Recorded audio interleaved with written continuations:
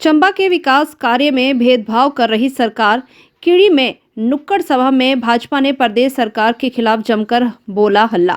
भाजपा प्रदेश कार्य समिति सदस्य जयसिंह की अगुवाई में शनिवार को भाजपाइयों ने कीड़ी पंचायत में नुक्कड़ सभा का आयोजन कर प्रदेश की कांग्रेस सरकार के खिलाफ जमकर हल्ला बोल। इस दौरान भाजपाइयों ने कांग्रेस सरकार के खिलाफ जमकर नारेबाजी भी की।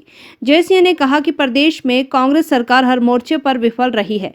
कांग्रेस सरकार के कार्यकाल में चंबा जिला में विकास के मामले में पूरी तरह से अनदेखी हो रही है।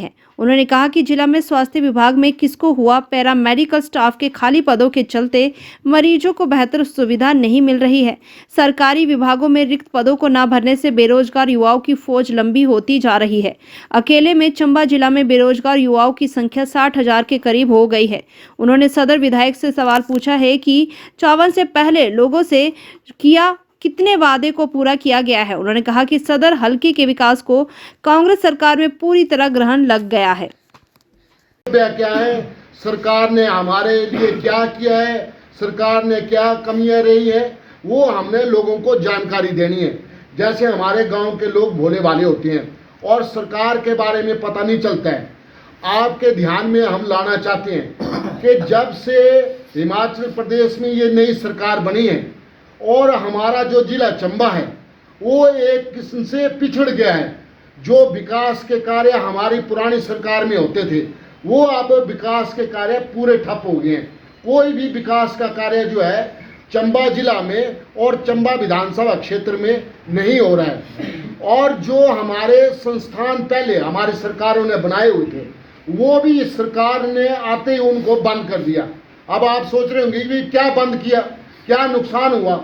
अब भाई नेकराज जी ने जैसे बताया है कि हमारे पूर्व की सरकार ने साव में जो है एक उप तहसील खोली थी और उप तहसील का जो फायदा है हमारे कीड़ी के लोग हैं, बुदियाल के लोग हैं, साव के लोग हैं, कम से कम 3 परगने के लोगों को उसको बेनिफिट होना था उस उप तहसील का।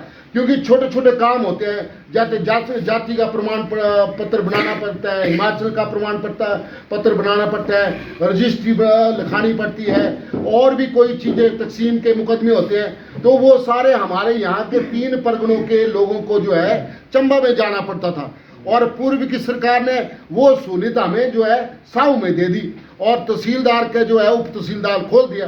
अब ये जो है चाहिए तो ये था कि जो ये हमारा वर्तमान विधायक है वो करता है, वहाँ पर तहसीलदार को ले आता, बाबुओं को ले आता, स्टाफ को ले आता और तहसील जो है सुचारू रूप से चला देता।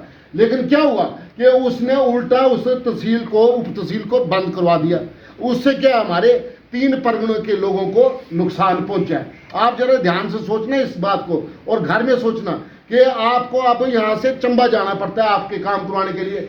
और पूर्व की सरकार ने क्या किया कि आपकी सहूलत के लिए जो है यहाँ पर साव में उप तहसील खोल दी थी।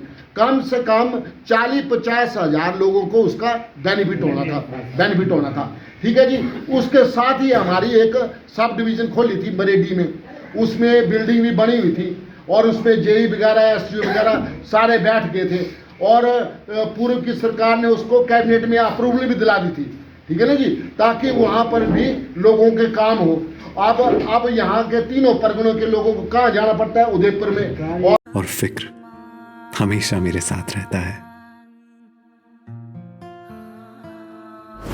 भूषण ज्वेलर्स, अनमोल रिश्तों के लिए।